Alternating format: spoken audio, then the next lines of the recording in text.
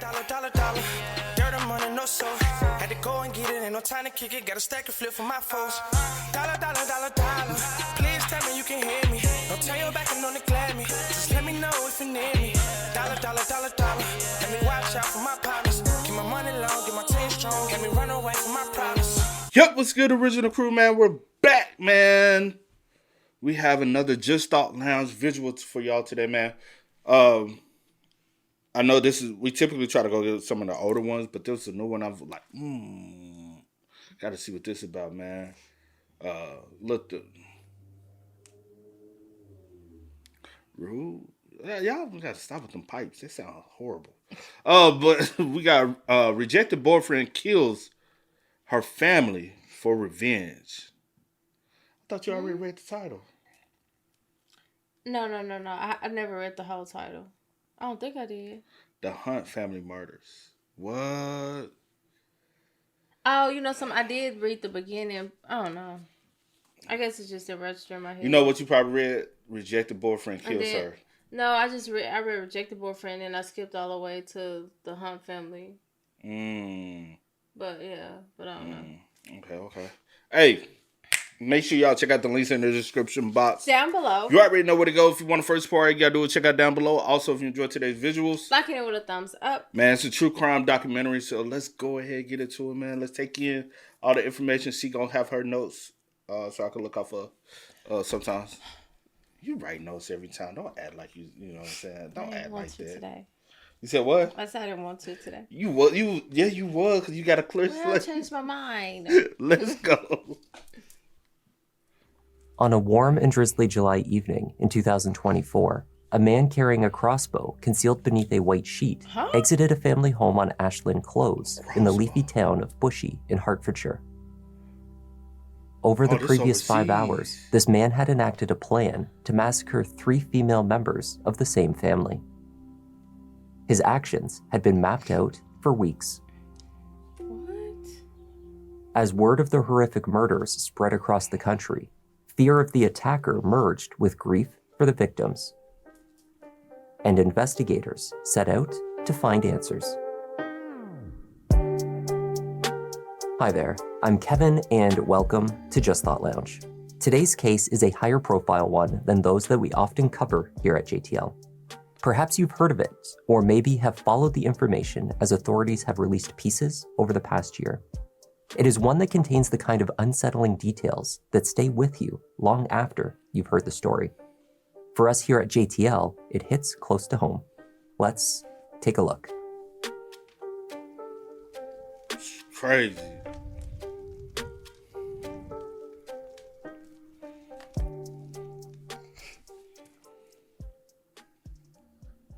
The town of Bushy in the east of England is considered a wealthy commuter town, roughly 16 miles from London. It is known for its rural charm and a blending of city and country living. Bushy has a pub and a church green at its center. Like so many places where brutal and shocking murders have been reported, Bushy was once considered a town where nothing of the sort could ever possibly occur. That changed on the evening of July 9th, 2024. At 6:58 p.m., 28-year-old Hannah Hunt placed an emergency call using her mother's cell phone. She was at her home in Bushy, which was shared with her 2 parents, Carol and John, as well as one of her sisters, 25-year-old Louise. She told the operator that a man was inside the house. "He shot us," she said. Though seriously injured, Hannah offered what information she could. 12 minutes later, emergency services arrived. Inside the house, they found 61-year-old mother Carol and youngest daughter Louise already dead. Wow. Valiant attempts to resuscitate Hannah ultimately failed. She too was pronounced deceased. Both daughters died from crossbow bolt injuries. Carol had been stabbed to death. 2 members of the family, Father John and a 3rd daughter Amy, were the only survivors. They were not at the house at the time of the attack. The murderer fled the scene before police arrived. Told to go inside there because there might be a man on the loose there with the crossbow. So we all went upstairs and kept on popping our head like most of the neighbours there through the windows kind of thing there, so a bit of window watching. I mean, what was that like on a normal evening, being told there's a man with a crossbow nearby? It's unnerving. We were all very anxious. We were on edge all night, unable to sleep until the very early hours of the morning because we're just seeing a flood of blue lights, helicopters, sirens everywhere. We were all very scared. Bit of a shock because it's a really residential area and there isn't, nothing much ever goes on round here at all apart from people going back and forwards to work, and back and forwards to where they go. Never saw anybody round here carrying a crossbow at all, never at all. As news of the killings spread from the streets of Bushy to the national media, many already horrified viewers were further devastated to learn that the victims were family members of a familiar public figure. BBC racing commentator John Hunt. Carlingford locked and AP McCoy, get up! Of course he did! John was covering a horse racing event miles away when his wife and daughters were murdered. The last text he had from them came from Louise's phone at 5:52 p.m. and asked, "What time are you home?" John replied that, unfortunately, he would be late. "Saturday races have a later start than usual," he said. Then he wrote, "Everything okay, sweetness?" Only later, the husband and father would learn that this last message was received not by his youngest daughter, but rather her killer. The family was extremely well liked in the community. They were also a close household. 2 daughters in their 20s still happily lived at home. They even vacationed together as a family. Both women had also launched their own successful careers. Hannah had established herself as a talented beautician, first working at a local anti-aging clinic and later launching out on her own. She was in a long-term committed relationship with a man named Alex Klein. Louise had set up a small pod in the family's back garden where she ran Groom and Glow, a dog grooming service. Friends spoke of their shock and grief, also of the wonderful people that Louise, Hannah, and Carol were. One of the loveliest girl I ever knew. Always had a smile and very positive and hardworking. So genuinely a really, really sweet person. Just a lovely girl. I just can't believe it's happened. It's, like I say, it's a thing nightmares are made of. She was the nicest, kindest, sweetest person that you could ever meet. Beautiful, beautiful person. The hours and days after the murders grew tense, not just in Bushy, but across London, where officers with firearms were dispersed in search teams at targeted locations in the city. Their aim was to locate the killer, still armed with a crossbow. Though the suspect had escaped before emergency services arrived, law enforcement nonetheless knew exactly who they were looking for. It seems that Hannah, who had arrived home in the midst of the attack, had managed to send off a text to boyfriend Alex before being shot. Oh, that's fucking even worse. Bro, not words, but poor choice of words. That's insane, bro. Wow. The whole thing is horrible. But you get what I mean? Mm-hmm. Like, you just walk in and he's, man, what fucking sense does that make? Then, after sustaining her injuries, she had reached her mother's cell phone and managed to tell the 999 operator who was in the house. In her text, she wrote, "Call police immediately to mine, now. Kyle here. Police, now. He's tying us up."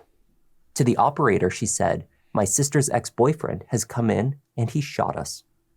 The man she was referring to was Louise's recent ex-boyfriend, 26-year-old Kyle Clifford. Kyle was the third of 3 siblings raised in Enfield, North London. It was in this area that initial efforts to locate Kyle focused. His family home was raided and searches carried out. Police also raided his brother's former address in the Enfield area, but with no success.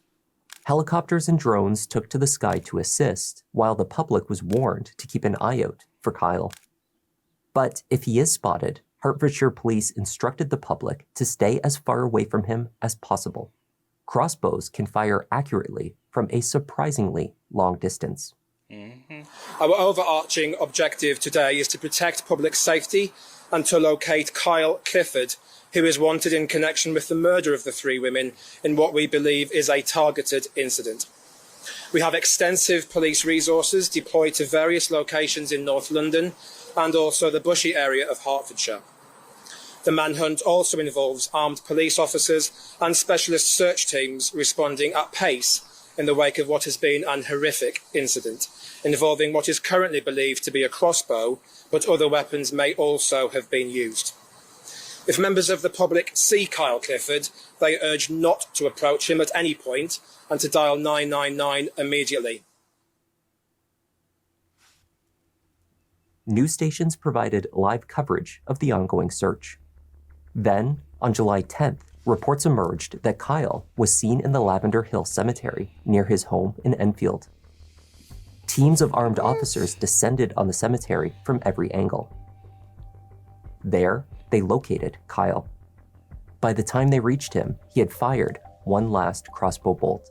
This time, he was the target.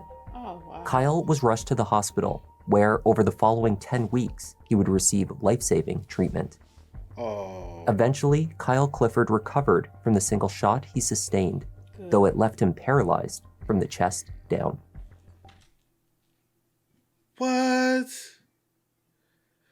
And you know how painful that is to shoot with a cross? Have you ever shot a bow and arrow? No, I haven't. I have a couple times when I was a kid. I don't even see how you can do that, like, to self, unless you...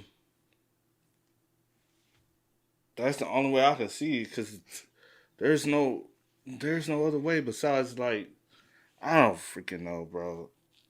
That's crazy. I'm glad he survived so that the family can get justice. Yes, because not you taking somebody and then trying to take your it don't work like that. It's always weird, bro, when people I'm gonna kill everybody and then I'm saying, no, man, if you feel that way, just do it yourself. Let people be, bro. I don't know. Kyle was not wholly unknown to law enforcement before he was named as the alleged crossbow killer. His family had a history with violent crime. Kyle's brother Bradley was in prison for murder. In 2017, at the age of 23, Bradley Clifford chased down 2 teenagers after they had struck his high-performance Ford Mustang EcoBoost's wing mirror with a bottle. They were both flung into the air by the collision, and one was beaten by Bradley as he lay on the ground, fatally injured. The other teen miraculously escaped with only minor injuries. Bradley was sentenced to 23 years. Wow. Kyle evidently was close to his older brother, visiting him in prison frequently, something that had never sat well with Louise.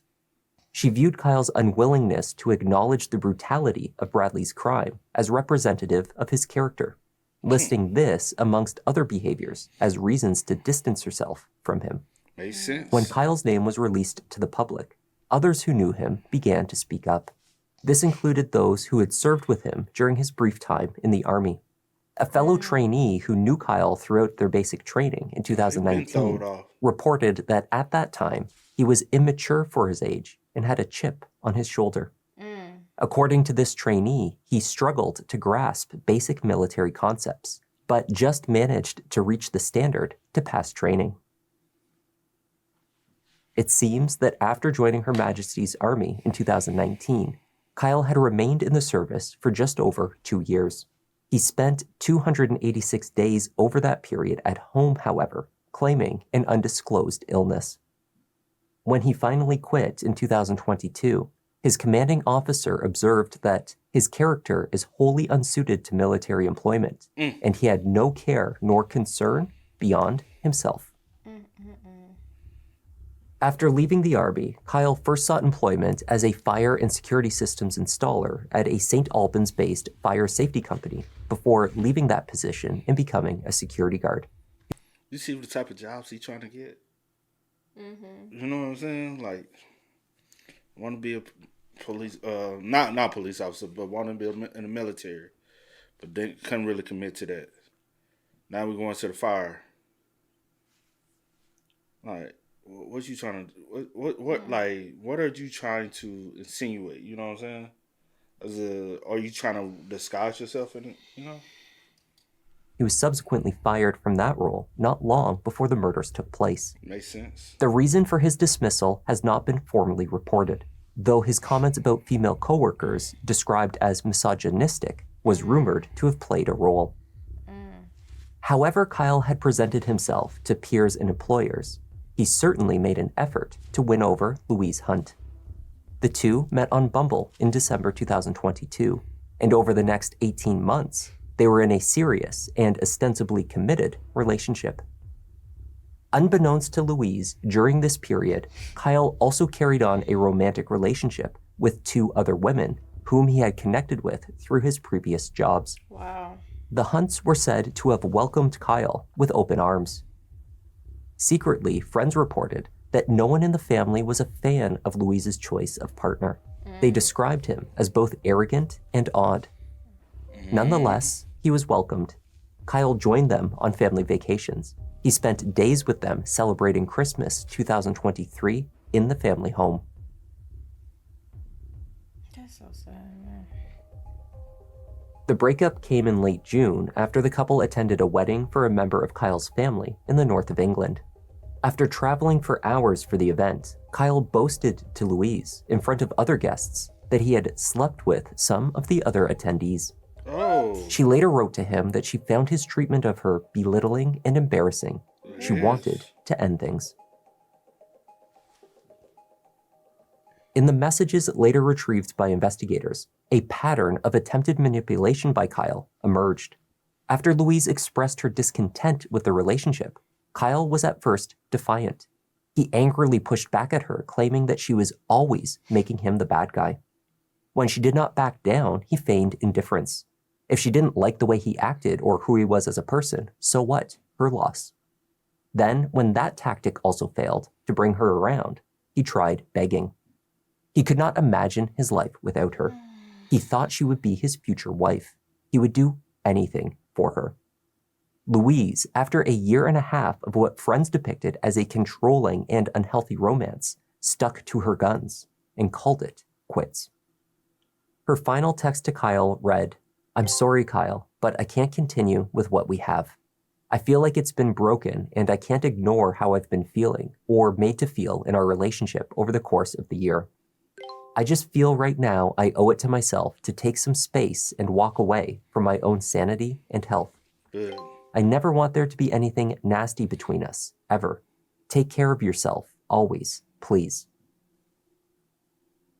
Eventually, Kyle responded with a message that must have set Louise at ease. He wrote, "Thank you for the clarity, Louise, so we can both start our healing process. I love you so much, and I will for a very long time. I will always be here for you if you ever need me. Please don't hesitate." I wonder did these messages come like back to back? Probably. Because if they were coming back to back, that ain't somebody who's okay with letting go. That's somebody who's still trying to show you their feelings, their emotions. That, you know what I'm saying? It's not showing that somebody that like is okay with it. You know?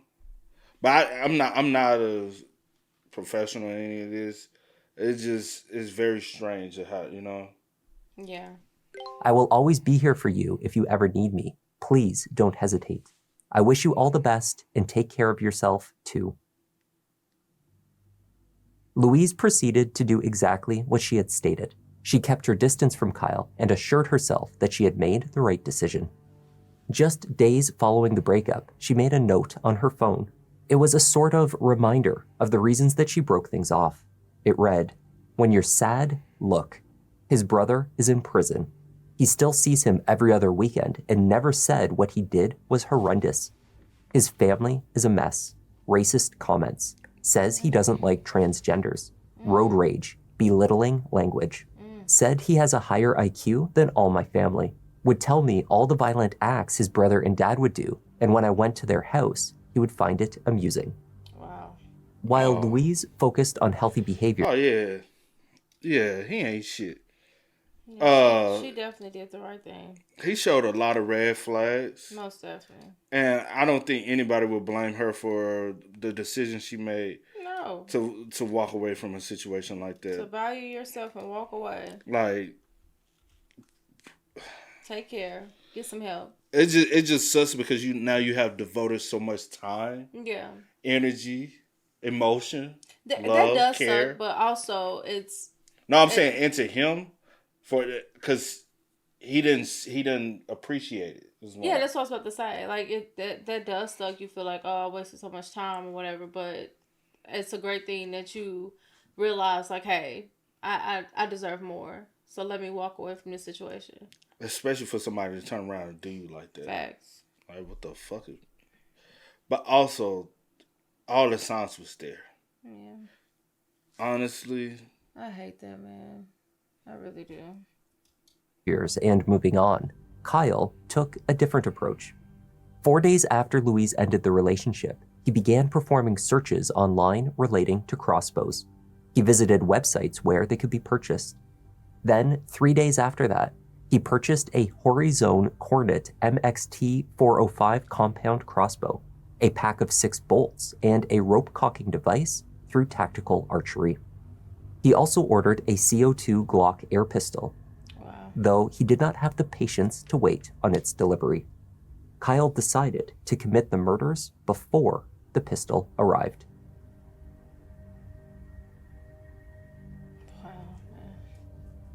Kyle's online purchases showed him actively planning the murders in the days prior, even as he was captured going about his regular routine.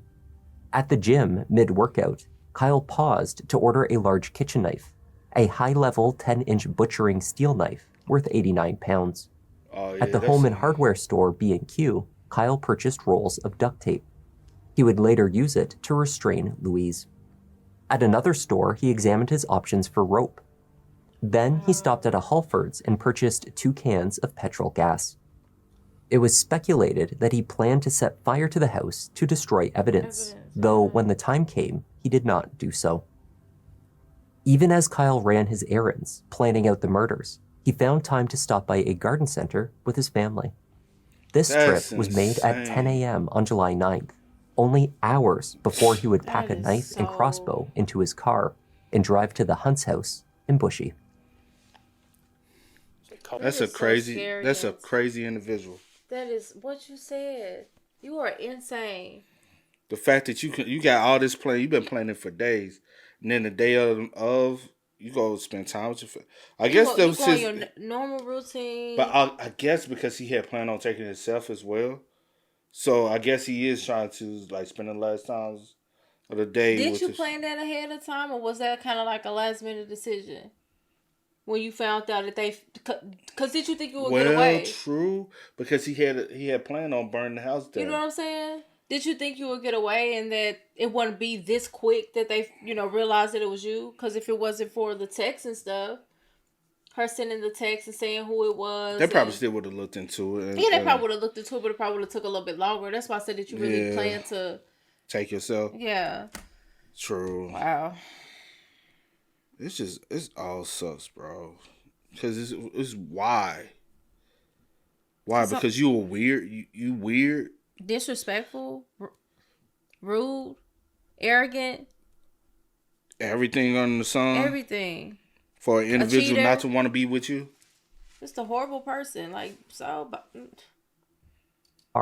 And drive to the Hunt's house in Bushy. The fuck she want to be with you for? Cold-blooded and calculated in his actions. There were so many opportunities to step away from what he's doing, but he had a plan from the very outset that included the pretense to get into the house. At just after 1 p.m., Kyle left his home in Enfield, armed with the crossbow and carrying a knife in his backpack. Before he arrived at the Hunt's home in Bushy, he performed a search for Horse Racing Today, presumably to verify that Louise's father, John, would be away at work when he arrived at the house. But I wonder, because you know that as when he would be home, what is... That was him texting? Him texting or him having her text? To see when he... Because did you want him to be there too? That's And what. he was like, Or was he trying to make tie them sure? up and wait for him to come? Or was he trying to make sure he didn't? Yeah, I don't know. That One of the two.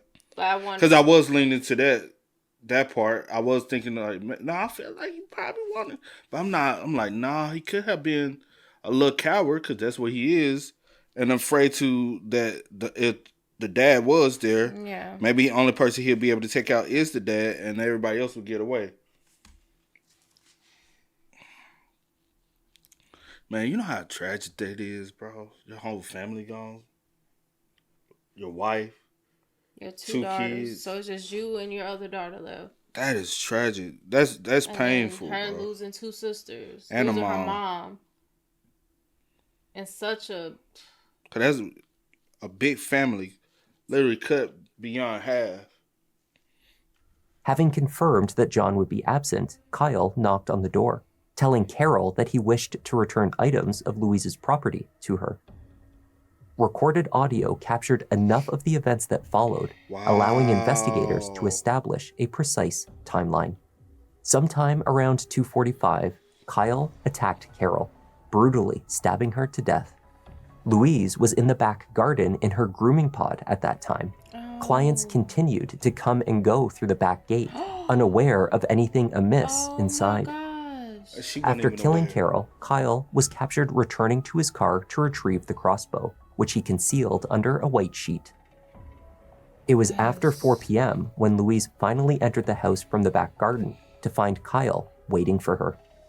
Investigators speculated that at that time, Louise was bound with duct tape on her wrists and ankles. The two were alone in the house for roughly 3 hours. During this time, there was activity on Louise's phone. Her messages were read. Her Instagram was accessed. Kyle performed the search. If I unplug my smoke detector, will it go off? Clearly, he was rethinking his plan to set the house aflame. The text to John was sent just before 6 p.m., asking when he would be home. Having verified that John would be late, Kyle continued to wait. He knew Hannah would be returning from work by 7 p.m. Attacking her had formed part of his plan. Yes. Investigators determined from the audio captured inside that Louise was killed with a crossbow bolt shortly before her sister returned home. Upon entering, because she wouldn't be able to scream, because she would have been able to scream, make some noises, and Hannah could have kind of fled, you know? Hannah was heard stating, "What's wrong with you?" followed a short time later by screaming. Kyle was captured walking from the property towards his car at 6:55 p.m. Hannah, having also been shot, managed to place the call to emergency services 2 minutes later.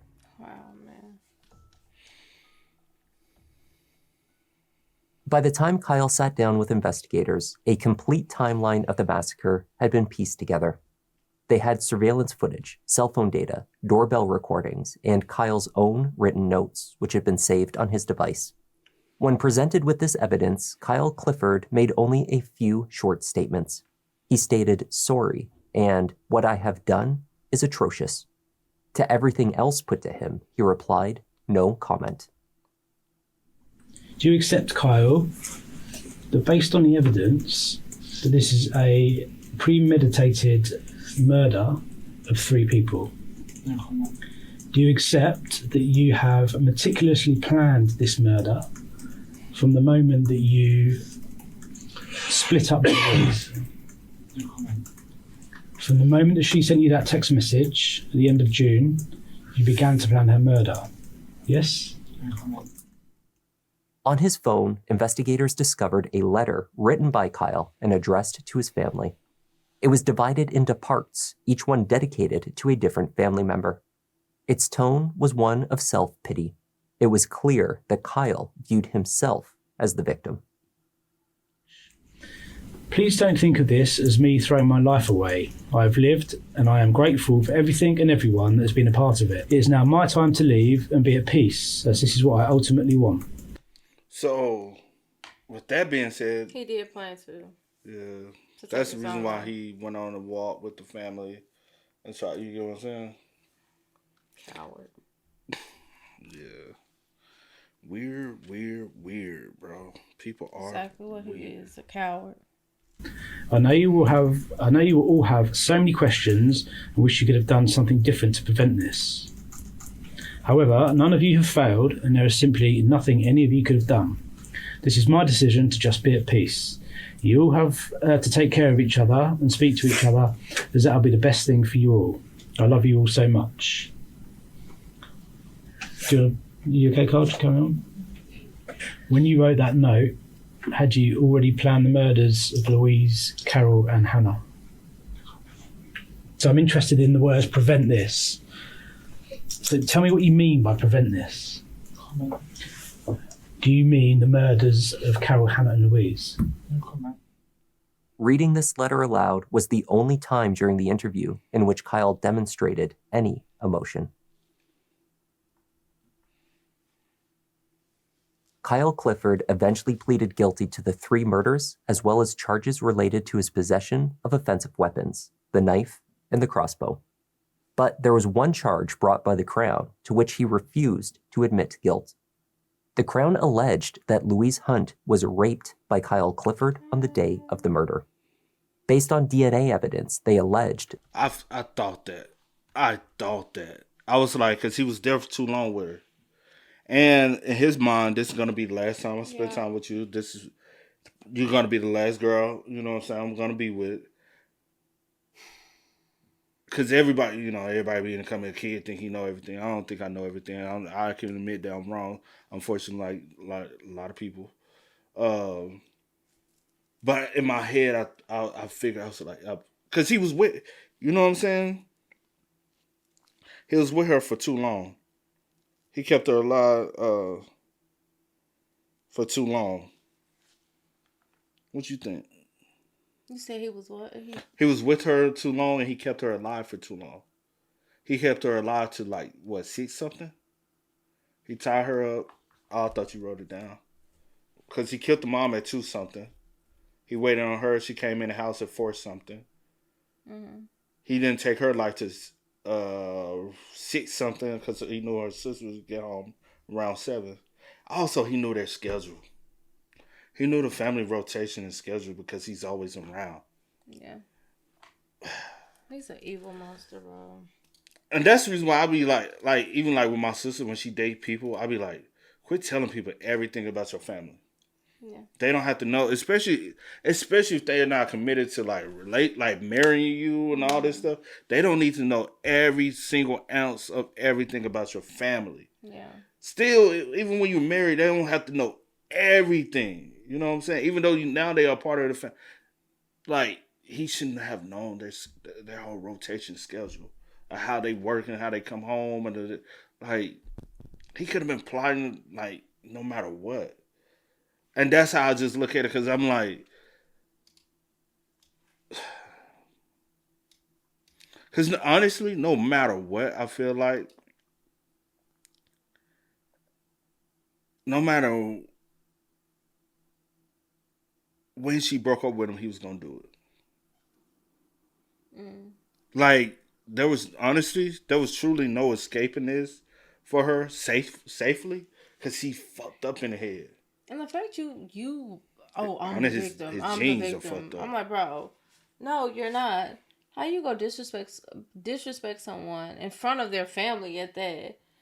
In that manner. In that manner, saying that you done slept with this person, or you talking to this person, you got 2 other girlfriends, all this, you're doing so much, you talk down on everyone. How you think someone's gonna stay with that? No. Yeah, he's definitely messed up in the head. Definitely a sick individual. Facts, man. Oh, sorry. By Kyle Clifford on the day of the murder.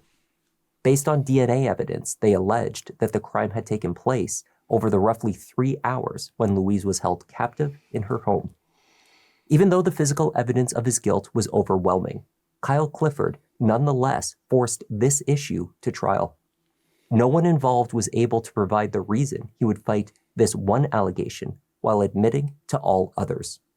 It was speculated, however, that this was Kyle's final bid to assert any form of control over his situation. Mm. The trial began in early March 2025. Kyle refused to attend the proceedings. A jury heard from medical experts. Huh? Y'all can do that? Everywhere's different. Y'all can do that? Damn. Okay, that's different. I ain't never heard that you can refuse. You know? Who testified to the DNA evidence.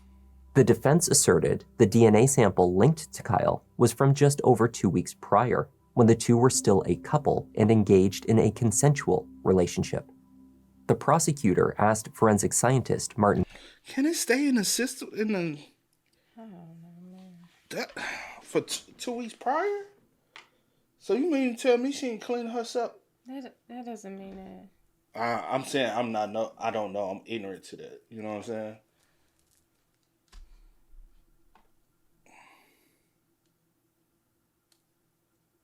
Let's see what a consensual relationship. The prosecutor asked forensic scientist Martin Whitaker if the findings of intimate samples taken from Louise could be explained by intercourse taking place 16 days prior. The scientist told the jury that was not a reasonable explanation. 1 to 2 days before, maybe, but not 16. Okay. The jury took... Because I was like, maybe 3 days.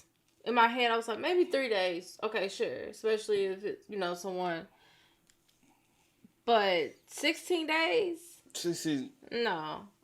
Me personally, I'm no, whatever. But I've never heard of it, it staying or lingering around that long. Nah. Me personally, I've never heard. I was like, maybe 3 days. 1 or 2, 3 days. But no. Unless you ain't taking care of yourself. But you still got to... Nah. Only 45 minutes to find Kyle Clifford guilty. You first killed her mother, Carol, who even on that day showed you nothing but kindness in the moments before you attacked her. You raped and killed Louise, who had been as gentle as she could in ending her relationship with you after your arrogance and anger proved too much for her to stand. Then you murdered Hannah Hunt, who had done nothing to harm you, save supporting her little sister. The evidence I have heard shows you to be a jealous man, soaked in self-pity, a man who holds women in utter contempt. Kyle was sentenced to 3 whole life orders for the murders and 30 years on the other charges. He will never be released from prison. John Hunt offered a powerful and moving victim statement.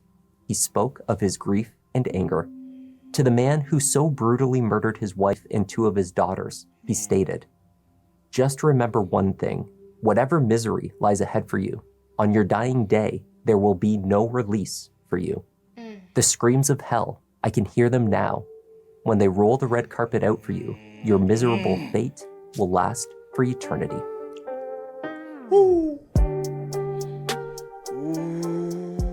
And that was the tragic case of Carol, Hannah, and Louise Hunt. Rest in peace to them. Boy, Rest in peace to that Carol, father Hannah, and Louise. That statement was strong. Yeah. And my condolences also to John and Amy and all of their other family as well as Hannah's boyfriend at the time, Alex. Yeah. Facts. Oh, man. Hey, man. Y'all spam us up in the comments. Y'all let us know y'all thoughts and opinions about it for us in the comment section down below, man. Please do. Hey, but until next time, y'all know how it go, man. I do go by the name DJ New Kid. This is. We are. We out. Time to kick it, got a stack of flip for my foes. Dollar. Please tell me you can hear me. Don't turn your back and don't neglect me. Just let me know if you need me. Dollar. Let me watch out for my partners. Keep my money low, get my team strong. Let me run away from my problems.